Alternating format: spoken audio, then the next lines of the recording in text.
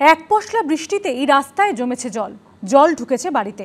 অভিযোগ, নিকাশি নালা পরিষ্কার না হওয়ায় দীর্ঘদিন ধরেই এই সমস্যার মুখে পড়তে হচ্ছে হুগলির ব্যান্ডেলের নলডাঙ্গা গ্রামের মানুষদের। আর এর প্রতিবাদে জিটি রোড অবরোধ করলে স্থানীয়দের একাংশ। অবরোধ সরাতে এলে পুলিশের গাড়ির সামনে শুয়ে পড়ে বিক্ষোভ দেখান স্থানীয়রা।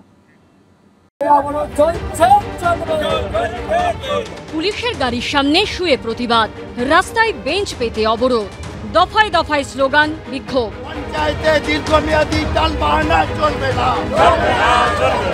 পুলিশের সঙ্গে বাদানুবাদ। আমাদের কোনো ল্যান্ড কিছু করতে হবে না কাউকে।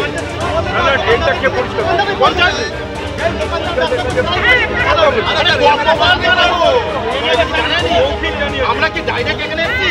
প্রাক বর্ষার বৃষ্টিতে জল জমেছে হুগলির ব্যান্ডেলের নলডাঙ্গা গ্রামে। রাস্তাঘাট জলমগ্ন, বেশ কিছু বাড়ির একতলাতে জল ঢুকেছে। চরম দুর্ভোগে পড়েছেন স্থানীয় বাসিন্দারা।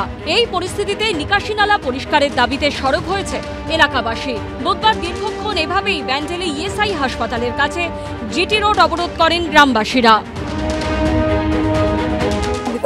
ভেঙে গেছে, এমনকি আমাদের যে এদিকে ইএসআই হসপিটালে যে ড্রেনটা গেছে, হাই ড্রেনটা, এই দোকানদাররা ব্যবসা করে সব দোকান করে পিছনে রাবি ফেলে ড্রেনটাকে বুঝিয়ে দিয়েছে।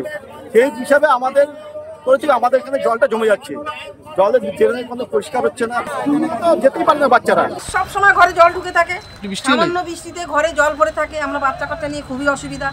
যেই জল সরে যায় একবার পরিষ্কার করা হচ্ছে, আবার জল ঢুকে যাচ্ছে। নর্দমা কোনো কিছুই ঠিক নেই। অবরোধ তুলতে গেলে পুলিশের সঙ্গে বচসায় জড়ান স্থানীয়রা।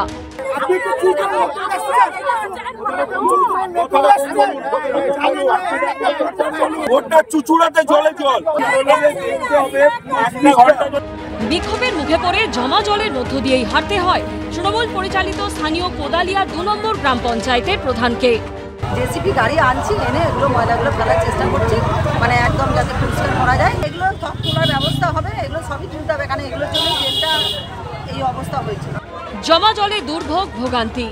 এই ঘটনা নিয়ে তৃণমূলকে আক্রমণ শানাতে ছাড়েনি বিজেপি।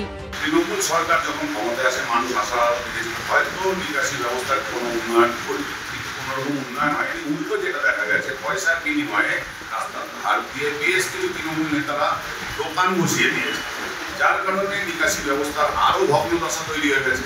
চুঁচুড়ার তৃণমূল বিধায়ক অসিত মজুমদার জানান, বহুদিন আগে থেকেই এই বেআইনি দোকান সরাবার জন্য পদক্ষেপ নেওয়া হয়েছে। বিরোধীরা জানে না বলেই এই কথা বলছে। সৌরভ বন্দ্যোপাধ্যায়ের রিপোর্ট, এবিপি আনন্দ, হুগলি।